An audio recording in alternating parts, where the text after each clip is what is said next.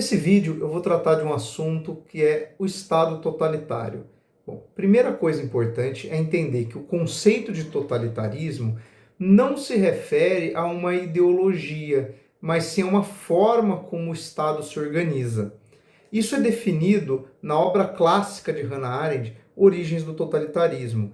E podemos resumir totalitarismo como um Estado autoritário ideal, ou seja, dentro daquilo que se estabelece como um Estado autoritário, uma ditadura extremamente aprofundada, o totalitarismo seria o estágio mais avançado, o estágio desejável por, obviamente, quem é partidário de um regime autoritário.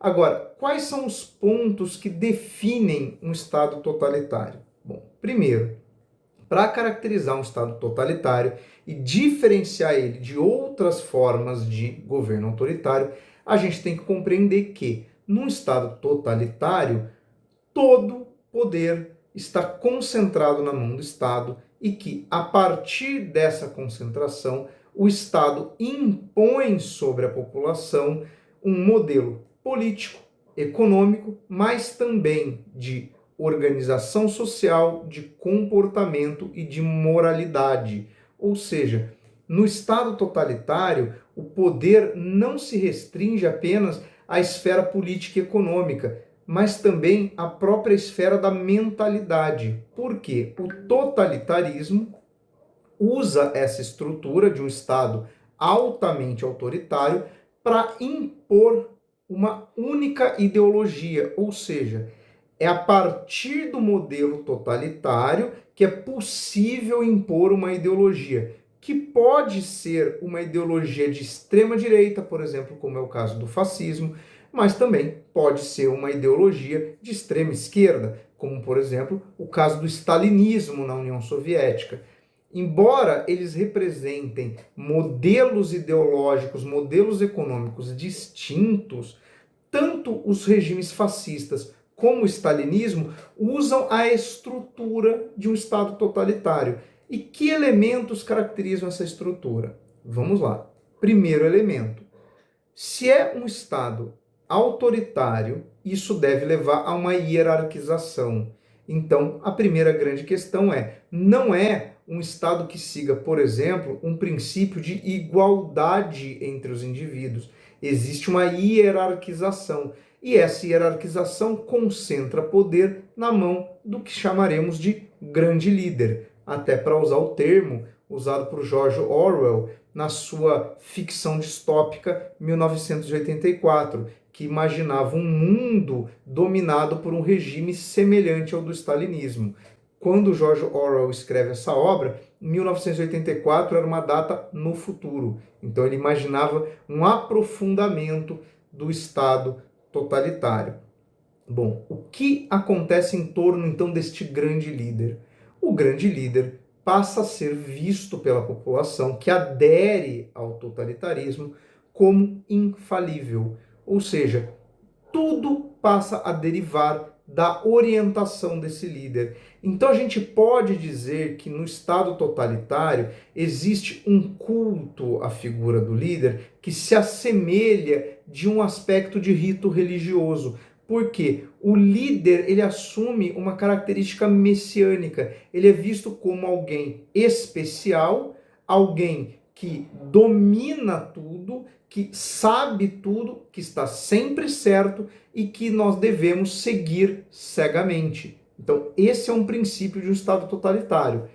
Outra questão derivada dessa é a hierarquização da sociedade a partir de um princípio de pureza dos adeptos, ou seja, as pessoas que são alinhadas ao regime são vistas como puras, melhores, superiores, dotadas de uma moral e seguidoras de uma ideologia correta, enquanto as pessoas que se opõem ao Estado, ou que o Estado imagina que se opõe, porque os regimes totalitaristas eles precisam dessa polarização entre os seus seguidores e aqueles que são vistos como ameaça a essa sociedade, esses indivíduos devem ser banidos, segregados e, em último caso, eliminados. Não é à toa que tanto o stalinismo como os regimes fascistas, o nazismo é um tipo de regime fascista, são regimes que partem para a violência, partem para a eliminação dos adversários.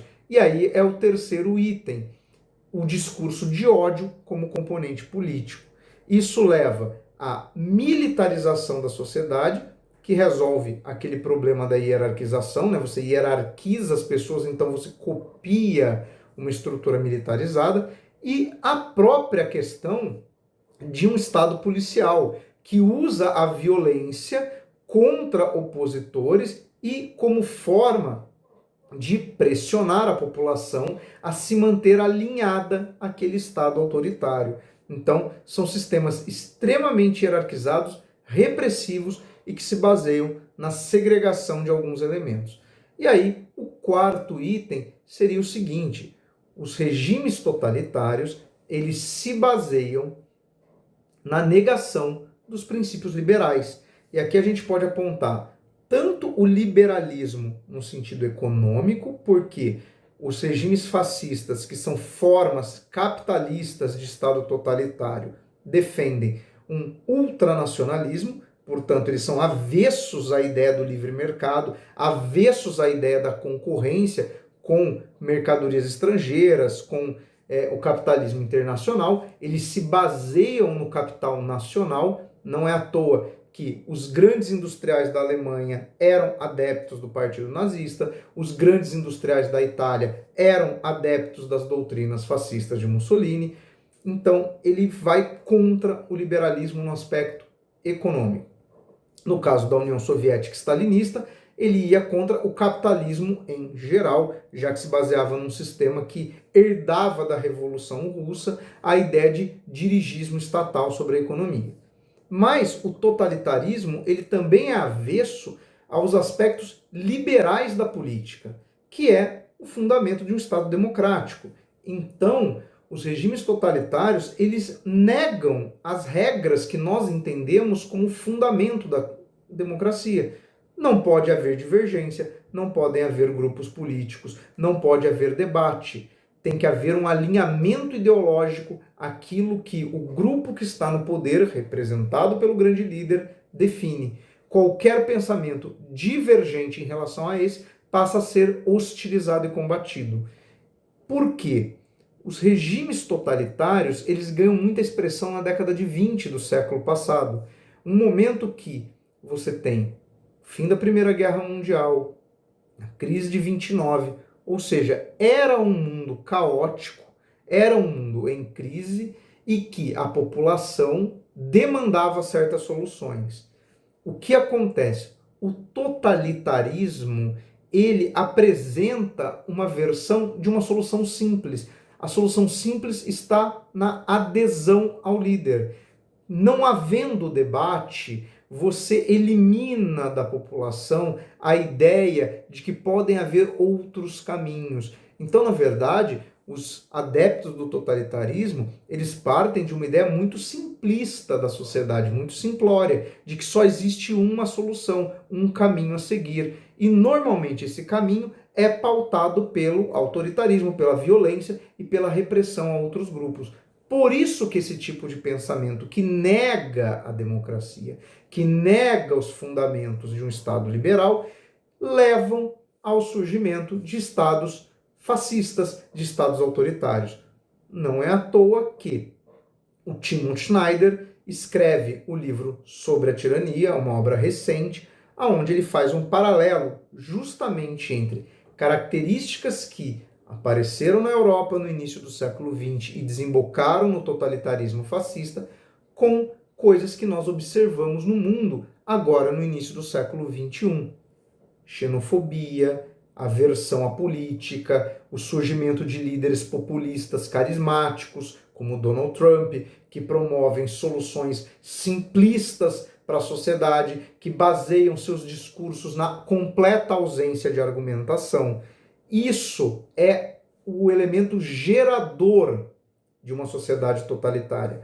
Nós ainda não estamos numa sociedade totalitária, mas existem vários elementos que são compartilhados das experiências que nós vivemos no início do século XX.